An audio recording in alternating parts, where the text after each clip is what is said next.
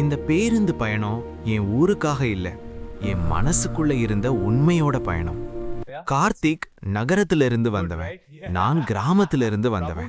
ஆனா ஹாஸ்டல் ரூம்ல நாங்க நண்பர்களா இல்ல, சகோதரங்க மாதிரி இருந்தோம். அவன் எனக்கு ட்ரெஸ் பண்ண கத்து கொடுத்தான், ஸ்டைலா பேச கத்து கொடுத்தான், வாழ்க்கையே கொஞ்சம் பெரியதா காட்டினான். ஆனா தெரியாம ஒரு நாள் அவனை பார்த்து எனக்கு பொறாம வந்துச்சு. அவன் புதிய சட்டையில மை கரை போட்டது யாருக்கும் தெரியாம நான் தான். அவனோட லக்கி பேனாவை நான் தான் வார்ட்ரோப் கீழே தூக்கி போட்டேன். தேடும்போது அவனோட கூட நானும் தேடினேன்.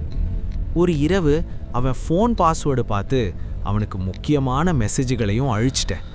தேர்வுக்கு முன் அவன் நோட்ஸை மறைச்சது கூட நான் தான். அவன் பதறத பார்த்தும் அமைதியா இருந்தேன். கல்லூரி குவீன் கீதா அவனுக்காக கொடுத்த காதல் கடிதம் கூட நான் அவனிடம் கொடுக்கல.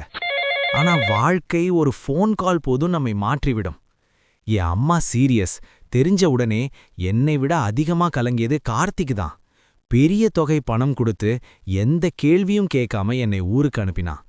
பேருந்து ஏறும்போது தான் நான் மறைத்த அந்த கடிதத்தை அவனிடம் கொடுத்தேன். மச்சி, நேத்து கொடுக்க மறந்துட்டேன்னு சொன்னேன். அவன் சிரிச்சான், எல்லாம் தெரிஞ்சிருந்த மாதிரி. அந்த நாள்தான் புரிந்தது, உண்மையான நண்பன் நம்ம தவறை தண்டிக்க மாட்டான், நம்மை மாற்றிடுவான்.